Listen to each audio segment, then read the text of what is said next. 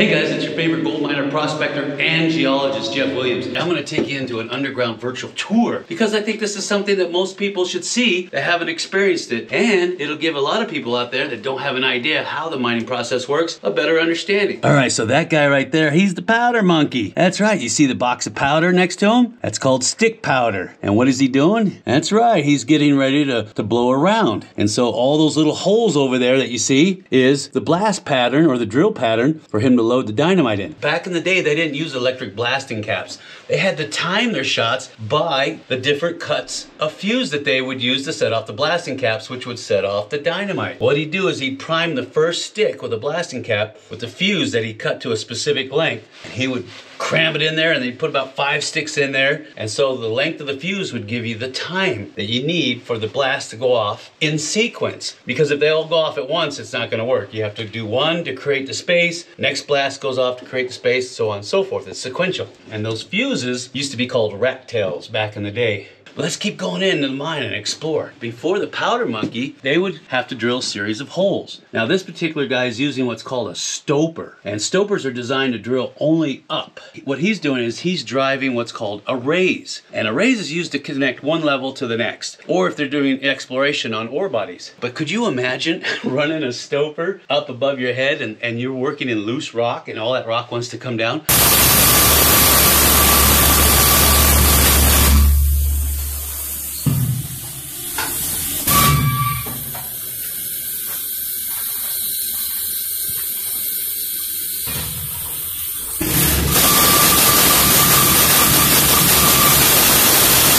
And imagine this, is after you drill your pattern, your hole pattern, you've got to load your explosives up into the ceiling, or the back as they call it. And I think that's one of the hardest jobs you could ever have, is running one of those. I'd rather run a jackleg any day. This is called a powder magazine.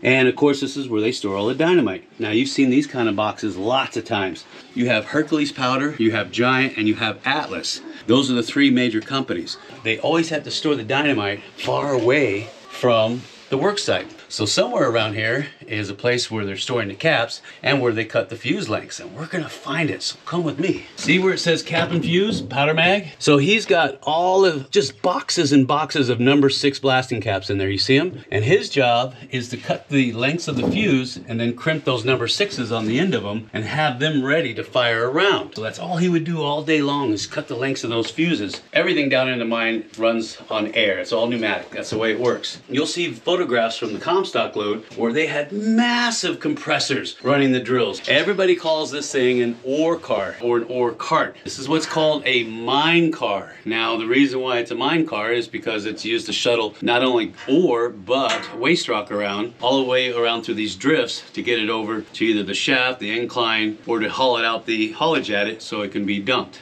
These are chutes. That means there's a stope above our head, big empty cavity. These are the chute gates. They usually have 2 of them in series. That way you can control the flow if you ever wanted to know why they have 2 of them. The biggest issue in mines is fires. So these guys, their job is to go down there with these apparatuses that are like scuba tanks basically. And they would go down to try to rescue miners that were down in there. They got trapped because of the fires. Because remember, they're using open flames back then. In the early days, they would use candles to illuminate anything, and after that they went to carbide, but it's still an open flame. And of course, once you have a fire, it sucks in all the oxygen, which means that's no good for you when you're down in the mine. All right, so you can see the timber dogs right here. See, there's one there, and there's one there. And they go across this intermediate shaft here, and they're spring loaded up on top. So when there's tension on it up there, which you can't see, then these will hold them open. But as soon as there's no tension, the spring releases, these come down and these lock into these guides, these wooden guides, and it stops it. So that way the miners don't fall to their death. When we were digging our shaft, I was explaining to you how these hanging bolts work so you can lock the sets together. You got wall plates and you got end plates, and you can see where they're notched here, and this is how they fit together, just like in our mine. So I wanted you to get a good idea of how all this stuff is put together. So when you come out and you need to do a right angle turn with a mine car, they have these slick plates here. See that? And that way they can come out and they can jockey this mine car around and then get onto another set of track right there.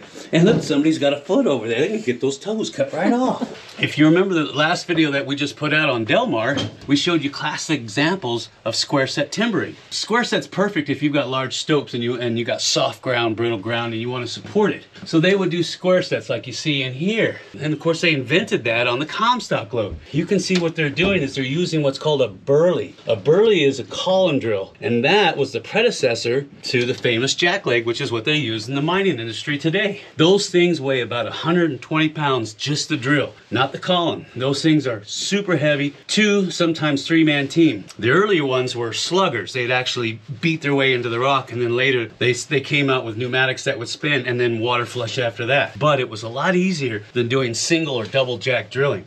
I've got this beautiful ore chute right here. You see it? And it connects to the upper levels, and this is classic when you're in square set timbering. They would run the ore from the upper levels down these long chutes, and then they'd come down to these gates. And you see you've got 2 gates down there. That's very important because you need to control the flow of all that material coming out, because if you don't, it's going to get away from you, and then of course it's just going to keep flowing out, and then you're going to have a big mess, and the super's going to come in and you're going to get a write-up or fired. You can see where there's a mine car down there in the stagings area, and it's ready to be filled with either waste rock or ore. Perfect representation of square set timbering. And you can see the chute that's inside of there. See how it runs down from the upper levels? Because remember, they're working from the bottom up. So they're carving out this ore body right here. So as they do that, all the material falls down these chutes, and then it collects down into these bins, and then you have to have somebody down here below to get it, to run it back over here to the shaft or the haulage adit, and over here in this case it's a shaft. They have to run it over here so they can get it out of the mine. So remember, miners always work from the bottom up to get this ore out. It's so much easier to use gravity. Perfect illustration of an incline shaft. And you can see the skip is still in place. See that? That's the skip car that rides on the tracks. And you can see the signal bell up there. 2 is up, 3 is down, and 1 is stop. Every mine has its own bell signals. And that's how they would communicate from the lower levels to let the hoistman know, hey, I got some ore coming up. You can do all kinds of stuff with that signal bell. And most mines have a chart somewhere in here that will illustrate and tell you exactly what they are. But I want you to see this skip car that's in position. And I want you to see how you got double set of track here. The first track is for the first front wheels, and the second track is for the rear wheels. So as it comes up, the back wheels catch on the outer track, the front wheels go into the inner track, and it will literally dump into this chute so that it can be picked up and hauled over to the haulage shaft and then taken out. And this guy's job is extremely important. And in fact, if you were to bother him while he's working, you'd be fired on the spot. And you can see the bell chart, the signal codes in the background. Every mine was required to have them. And they're all different too, all different mines, just like ours. And over here's a dial indicator that is referred to as a depth indicator, right over there. And it tells you, it's like a storyboard. It tells you exactly where that skip car is at when it's dropped down in the shaft. That's all he's looking at. He's waiting to hear that bell, and he's looking at that dial indicator. That's it. Now the controls he's got right there, the one on the left is called a variable speed controller, and the one on the right is called a brake. So the variable speed controller basically works electric motor, which goes through a series of reduction gears to work this hoist drum. And so what he would do is he could speed it up or slow it down. And then when it gets right about where that arrow needs to be on the dial indicator, he'll slow it down, then he'll brake it. And he uses this brake, which uses this band breaker around the outer drum to actually lock that skip into place. This is the seam that they're working right here. This is the vein material. This would be considered a stope. The stope is nothing more than a cavity that's left behind after you remove an ore body. And they're following this vein up. Now remember I told you that the bottom is called the footwall and the top is called the hanging wall, and it's for obvious reasons. And this particular vein has a very low angle dip to it, which means that it's sitting at about a 30-degree. Now most of the veins, the epithermal veins here in Nevada, usually have about a 75-degree dip to them. And there's a reason behind that, and I'll tell you in another video why. And you can see these big timbers here. These are called stalls. And the stalls are designed to keep the hanging wall from falling on the miners, because there's a lot of pressure. You've got moisture and humidity, these stalls start to rot out. And when they do, guess what? hanging wall starts to come down. Or you have tectonic movements and the plates start to shift, and that creates different stresses on the rock, and the rock says, you know what, I've got an empty void, I'm going to fill it back in. And it will crush these timbers. And the way the miners would work this is they would put a platform across these stalls here. So the miner would have to come up into his working face. There would be a 2x12 going across here, an actual 2x12, not that stuff you find at Home Depot or Lowe's, a real 2x12. And he would sit up here and he would have to haul his equipment up. He would drill the holes, and then when he was done, he would leave, and then the powder monkey would come in. And that's right, they would load that face and they would blow around. So remember, drill, blast, muck, repeat. This looks like Delmar right here. The reason why it gets to be like this is because obviously you got a lot of groundwater that's seeping in, which is rotting away these timbers. And then of course the earth is trying to reclaim these empty spaces. There's a lot of pressure coming down geologically from the surface trying to squeeze back into these areas. And this is exactly what it looks like when it starts to do that. And it gets really sketchy. Now, if you want to see the mine exhibit I just showed you in person, it's here in Carson City. And it's here at the Nevada State Museum. You can't miss it because they have a mock-up head frame right outside. See the shiv wheels? That's the actual US Mint right there. That's where they used to make all the coins from the silver and the gold that they pulled out of the Comstock. Isn't that great? Oh, and every Saturday, they mint coins up there. They have the original press. And they'll make coins in there for you. You got to pay for them, of course. Fantastic museum. I'm telling you, give it a shot. So what I'm going to do now is I'm going to take you into some real hard rock mines out in Virginia City so you can see what those look like. But I'm not going to do anything until you smash that like button. Smash it hard. In the shadowed veins of Comstock's depths, where the earth bleeds silver in the miner's hands, a weary soul cleaves to the rocky breast, chasing whispers of wealth in the treacherous lands. Daylight is a stranger here beneath the ground, and candlelight flickers on faces drawn and grim. Each strike of the pick echoes a mournful sound, a dirge for the living sung soft and dim. The dust-coated miner, his dreams all but spent, delves ever deeper, his hopes worn as his tools, in tunnels where countless before him have went, bound by desperation's unrelenting rules.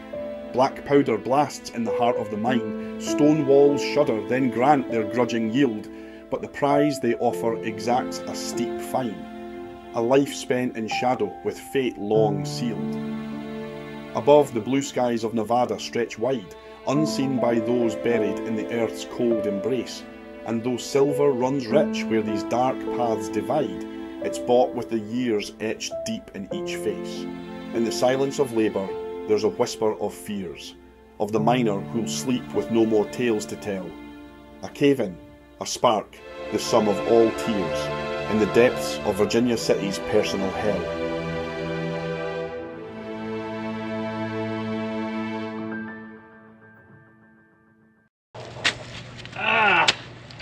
For most of you that have been around Virginia City, this is the Collar Mine. But what you don't know is last year they had record snowpack. This ground turned into cement and it collapsed the front of this. And the entire mine in the front 50 feet collapsed. I mean, this stuff is just seeping in. It's nothing. Look at this. This mine dump is like clay. This is what it's like to own a mine here in Virginia City.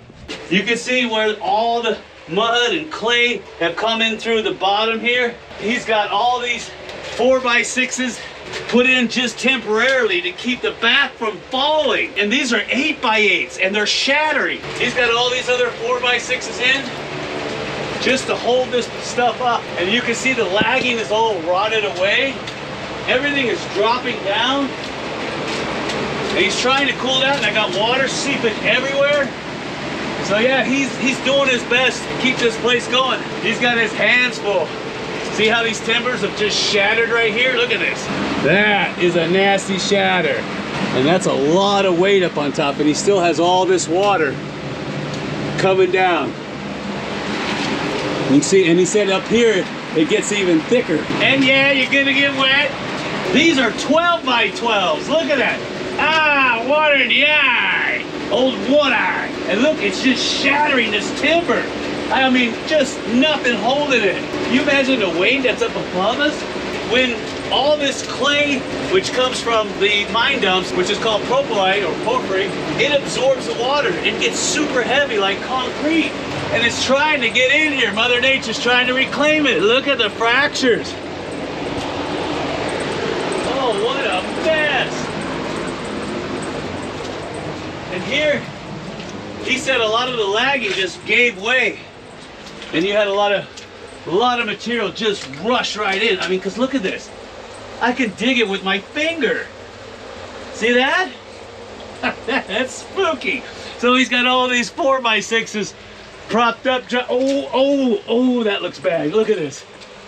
Look at the back. This is what it's like to dig in the mines in Virginia City. Classic example. That lagging is 140 years old, if not older. And you can see where they've been spiling through here. See this? They pounded in these rods. This one, this one, this one, this one.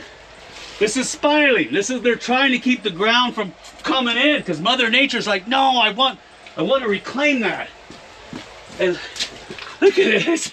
There's barely enough room for me to squeeze in here. Oh my gosh. Oh, look at this. Oh my God. It's getting smaller and smaller.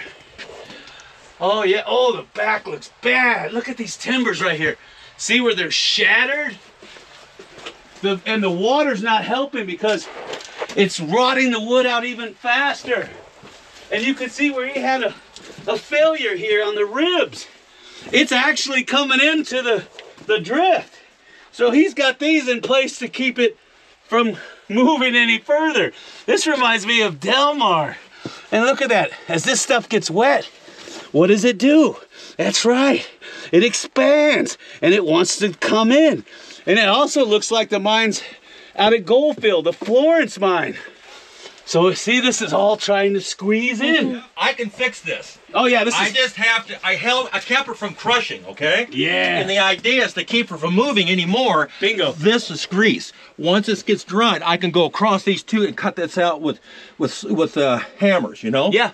But I just had to stop her. It's not been moving since last. Yeah, you isolated the movement I on isolated the movement is what I did. Yeah, so You've seen then repairs like that. yeah, You and then gotta all you have stop. to do is come back in, Yes. get some rough cut, replace this, put new lagging in, Yeah. and you're you've gotta good. stop the crushing. Exactly. Because, you know, I had a guy here to help me. He quit, that Bill. Uh-huh. He got scared. That thing went down. He says, I'm out of here.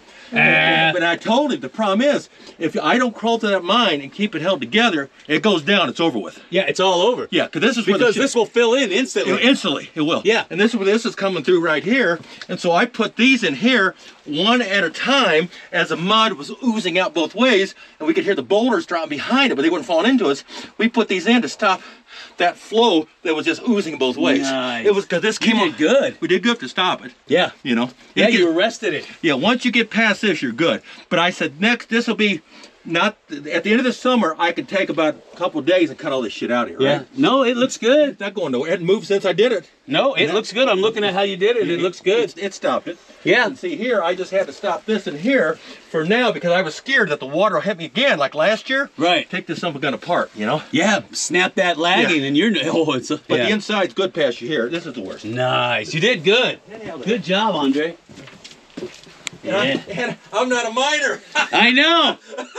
All the way down. Yeah, you did good getting the stuff out. This is hard to muck too You because can't muck it. I had me and that young guy, and the problem is there's nobody left that will help you underground. Oh, You know, yeah. In your area, don't you have? Yeah, we got retired miners and miners who want to work. Yeah, but in this area, they're all retired. It's been too long. Yeah, they're see- too old to do this Yeah, stuff. once you make that bend, it's dry again. Nice. You can see where they're spiling through this Yeah, stuff. they had it held together. This is headed toward the truck route. I found a bad area up there, and I had to move the dirt around and make a berm. Right. Because the water was running my way, and I stopped. That's what protected this year, because I got the water rerouted along the truck route. Nice, You got smart. to get on top of the surface and work on it. Yep, so it would continue to seep. You got it. Oh, you can see where they were spiling. Remember I told you about spiling? They put these caps on so you don't hit your head on it. Oh, and look at the frosty mold. Oh, isn't that tasty looking? Look at the ground. Look how soft that is back up in there. Oh, yeah. Lagging's gone.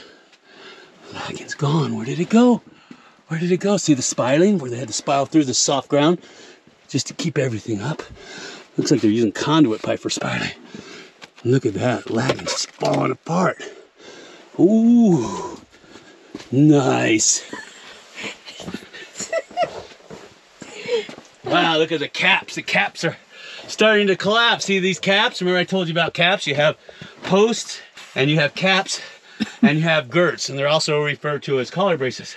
In between you got what's called a spreader, and it keeps the post from sliding in. These, here's a good example right here. Here's the spreader, cap, post. This is more modern, but look at the lagging. The lagging is just crying out because it can't support that nasty clayous material, which is referred to as propylite. Oh yeah. And you can smell the creosote oozing out of the timbers. Look at that, more spiling. See this? Bam, bam, bam, bam. They pound these things up into the next set just to hold things like this from hitting you in the head. You went into that mine. You went down 400 feet. Tell me, laddie, were you thinking of the girl or were you thinking of the gold? Yeah, it's different than the last time, huh? Holy cow. Yeah, the back is definitely trying to come down. And then he's got 4x6s just stacked side by side. Boom, boom, boom, boom, boom, boom. And of course, this is all temporary. Keep that in mind. So he's going to come back once this stuff dries, if it ever does. And he'll be putting these in, okay? You got 8x8s. This is traditional size timber here, which is what you should use. Rough cut 8x8s. The 4x6s here, this is stuff that you can get at Home Depot or Lowe's. And this is just temporary to keep the ground from sagging. Because once, like he said, once it collapses and it comes down, it's all over but the crime. Because it's just going to want to keep coming down. Wow. Look at that. And what most people don't realize is this is an original haulage drift for the collar mine. This is all original. And that's why it's taking so much work to keep it open, because all the ground around here is super soft. And this is the only mine that I know of that was part of the original Comstock Lode that's still open. And that's why I think it's important you should come out and see it, because you don't know how much longer it's going to be here. Hey, anybody want some cotton candy? Huh? Look at it. See the 4x6s bowing under the pressure? Look at that. Now you're starting to get into some hard rock. See that? Finally, we got through all that soft material, and now we get to the first stope. And you can see that this place is taking a beating too. So he had to reinforce it with steel. And of course, he's got the miner's wedges in there. And in this stope, you can see the first sign of square set timbering. This is actual square set on the Comstock Lode. You know how rare this is? And look what he's had to do. Because if you notice, this one is dropping down into the ground. So everything is just kind of sitting down slowly. And everything is got clay and mud everywhere. But at least you can stand up here. And that is the original Comstock ore. Isn't that incredible? This, oh, look at that. See? All the water, look, it's coming out. The water, see that? And this is what the miners had to go through back in the 1860s and 70s. Imagine digging this stuff out, and it's just like digging clay. Look at that, or kaolinite. But this is where they were finding those rich ore bodies in. This is the actual lode right here. This is what they're removing. But this stuff is so soft. So you move a little and you got to timber the heck out of it. That's why all the Sierras are stripped of all their wood, because it wound up down here. I mean, millions and millions of board feet. If they fail, Virginia City will go underground. And this is what you see out in the mine dumps. This is what they had to dig through to get to the ore. And this is propylite. Miners would always call this porphyry, and they'd always say, porphyry makes gold. It's just altered andesite, so don't get caught up on all the language. This is what they were chasing right here. It's beautiful ore body. And Billy Collar, he left this here. He went around and he dropped that winds in the floor to get up underneath this. But this is the only piece of Comstock ore that's left. Nowhere else. You'll never see it. It's gone forever. So I want you to come in here and see it. Put your hands on it. Get a feel for it. This is what the old timers went through. Now imagine back in the day, they were doing single and double jack drilling. So you get yourself a starter bit and you go to town. One twist, one twist, one twist. You twist it so A, it doesn't get stuck, and B, it makes a nice round hole for that dynamite. You get a bigger one and you do double jacking. So I'm gonna hold the drill bit and sweetheart, you swing, okay? But don't miss, because I don't want you to break my hands, because then I won't be able to work and I'll starve to death here on the Comstock. And the Comstock, they had phones. See, he could call it for powder. Yeah, bring me in another 50 cases of powder and a 6-pack. Yeah! Get out of the mine, it's caving in! Look at this, here's another power box right here. Now usually they have this vent on, but it's not on right now, so it feels stuffy in here. Look at this. The square set's dropping slowly. I should be able to walk under this, but I can't. And this is a tugger. This is an air-powered winch. So you got a miner that would sit back here, bell would ring, this is the brake, this is the clutch. It's all air-powered, so you have an air line right here that comes in. And it would lift the skip bucket. Then he could release the clutch, engage the brake, and then lock it. You got 8x8s, 10x10s, and 12x12s in here holding this up. And look how far it's dropped. I mean, this mine will eventually be squeezed back into the earth. Can you imagine working this all day? Ding, ding, ding. Hold on, I need my 6-pack. Now the tugger is connected to a shiv wheel up there on the back, and you can see the skip bucket right here. This is the original skip bucket. Isn't that amazing? And so he's sitting back there waiting for the bells. And then that would tell him, based on this chart, 1 bell is to have a beer. 2 bells is to have 2 beers. Oh, wait a minute, I think that's wrong. So, but you can see raise, lower, hoist, all this other stuff. And every mine had it, just like I showed you in the museum. And look at the lagging. See, this is original lagging right here. Ooh, look at that monker. The lagging there, it's all busted and coming down.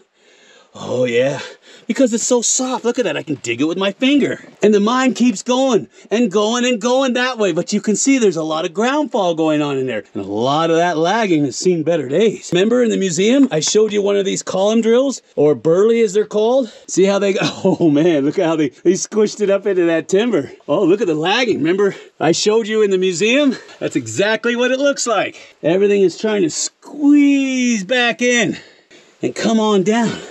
And these are jack legs. This is what they use in the industry today. And then those are the rat tails. That's the fuse sticking out of the holes. So the jack legs, these are what they use today to drill the holes to load the dynamite. They're not as heavy as a burley, and you can see where you could pick up the jack leg itself. And you can see the lengths of the drill bit. See that? The neat thing about jack legs is that you didn't have to use a little tiny starter bit and then go up to a 3 or 4 footer and so on and so forth. You could start with a 6 foot or even an 8 or 9 foot. So you got 2 controls here. This is for the air, and you can hear it clicking. So you can increase or decrease the rotation of that bit. And this is for water flow right here, because it's a water flush system. And you hold on to it. So you crank that water up. So the more air pressure you get here, the more it wants to extend this one too. And these are the rat tails. This is the fuse sticking out. And look how soft this stuff is. I could dig it with my hand. See, that's all andesite. See that? So they would link all these fuses together, and they'd have a board where they could put them, and they would know which one to light first. And in the old days, they would take the carbide lamp off their hard hat and light them. But as technology increased, they use what's called a spitter. It looks like a sparkler.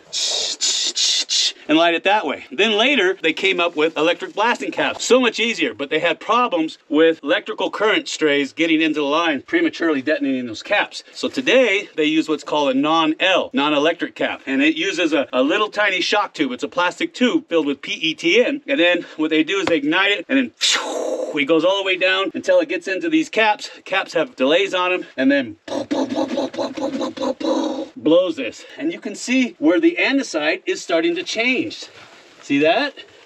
Starting to go into this altered zone right here. I can't even imagine what the miners had to go through back in the 1870s, 1880s, and 1890s that worked on the Comstock lode, because we're not that far underground and it's hot in here. Imagine being 3,000 feet down where the temperatures are 130 degrees and the water coming out of here is boiling. Oh man, those are horrific conditions for anybody. That's why they could only work for 10 to 15 minutes at a time. Then they had to go to an ice room where the ice blocks are, cool off for another 10 or 15 minutes, go back to work. And here's something nobody thinks about. Imagine working down here and you're sweating to death and you're basically in your underwear working. Woo, I'm hot. And your shift is over. You go out that portal or you get in the skip cage and run up to the surface. Right now, it's like 40 degrees up there, maybe 35. You'll catch pneumonia like that. But I wanted you to see this. This is a piece of history that a lot of people don't see. And I'm gonna leave a link down below, so if you want, you can come out here and you can experience the Comstock lode for yourself. This is a stoper. This is the one I was showing you in the museum just a minute ago. But it looks like they're using this to hold the mine up, so I'm not gonna move him. I know you're saying, Jeff, what's in that raise? We wanna see what's in the raise. That's what's in the raise, nothing. See the incline? The incline is chock full. It used to go down about 100 feet. And you can see where the lagging is all splitting and the timbers are shattering. Look at that. Oh yeah. This one will put hair on your chest. And you can see they're doing everything they can to keep the back up. Look at that. And there's that shiv wheel and there's the skip bucket. And he's still sitting in his original position. And you can see the trunnion sticking out the side. So it will dump just like in our mine. If you go back here, this winds around and it goes to another shaft, and you can see where the shaft daylights in front of the Ward Schoolhouse, and it drops down another 300 feet from here. Oh, you know, I'd love to get back in there, but it looks nasty, so maybe next time. Oh, just in case. All right. Come on in. Come on in. Come on in. Yeah, everybody's in the drift going, hey, you know, I'd like to stand up. Yeah, there you go. Now you can stand up. Nice. Yeah, you got plenty of room. This is what they call a stope. The best way I can describe mining terminology is to equate it with a tree. You have a tree, and the tree has a trunk. In this particular case, the tree was a main shaft, which was 1,421 feet straight down, powered by hoist works. It was the only way you could access the mine from the surface. Now, from the tree, you have the branches. In a mine, they're called drifts. So you drifted from the main shaft into where they found a large body of ore, and that's called a stope. So you came in through a drift, now you're in your stope. Now, when they first came in here, their whole goal was to drill holes for the explosives. Back-breaking work, because it all had to be done by hand. And all they had to work with was a piece of steel called a jack. Blunt on one end, pointed at the other, holding in the ore face, and for 8 long hours a day, drill the holes for the explosives. 8-pound mallet. If one person operated the drill, it was called a single jack.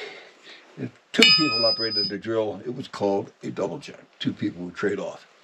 But if 3 people operated the drill, it was not called a triple jack. It was most likely a government project. All they had was a candle.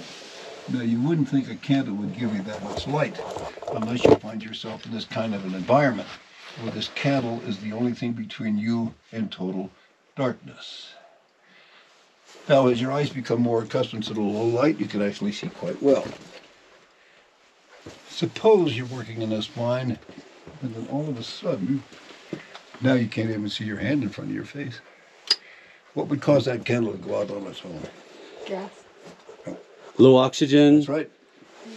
That's right. Oh, I mean, I don't know. Sorry. No. All right, now this is the man who you saw earlier. He's responsible for keeping this mine open. The only mine on the Comstock lode that you could actually physically go into. And Mother Earth last year said, I'm taking it back. And he said, over my cold dead hands, you will. So he did all that work in there, and he's going to do it even better once the ground dries, if it ever does. That's right. So if these people want to see a tour, what do they do? You give me a call if you want to, 24 hours a day. My phone is always on, I'm personable, I answer the phone, I'll get you in as fast as I can. We do evening tours. If you want to do investigations with hauntings, give me a ring. But if you would, get a chance, come and see the legendary Collar Mine in Virginia City, Nevada. And he knows all the history about this place, more than I've ever known. And he's got this beautiful gift shop in here and museum that you can take a look around. All the mining exhibits out here are fantastic. You don't see that stuff anymore. I'm gonna leave all the information so you can call him down below in the description block. Come out here and see it, because I tell you what, if Mother Nature keeps pounding him like that, this mine won't see the world for very much longer. So you know what I'm gonna say, huh? So come on, let's go!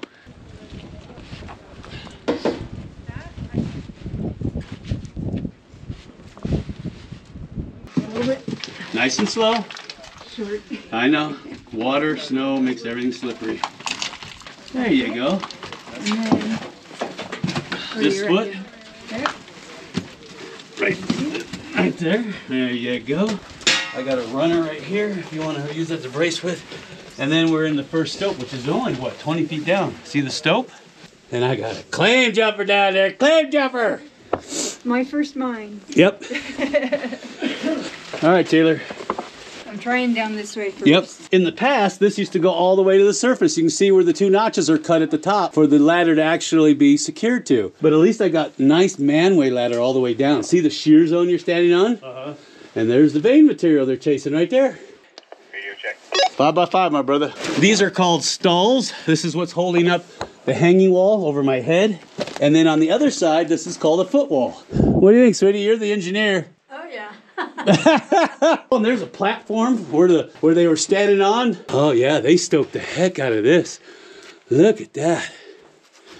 Look at that. Oh yeah. And there's the ore pass down there. It's all plugged though. That's how they're getting this stuff out. Down there? Yeah. And you can see there's a forest of stalls in here. Notice they only removed what vein material they had to. That's why this is so, the hanging wall is so low over our heads. And you can see. Care about anything below or above? Bingo. Well, because that's extra work and you're not getting paid for that waste rock. Radio check, radio check. I want to know what's over there. What do you think? The only thing that's got me a little concerned is that stole has fallen out.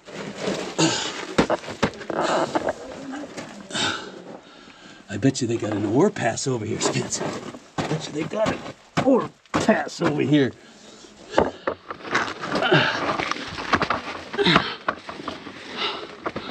Piece of dynamite box. No way, really? Yeah.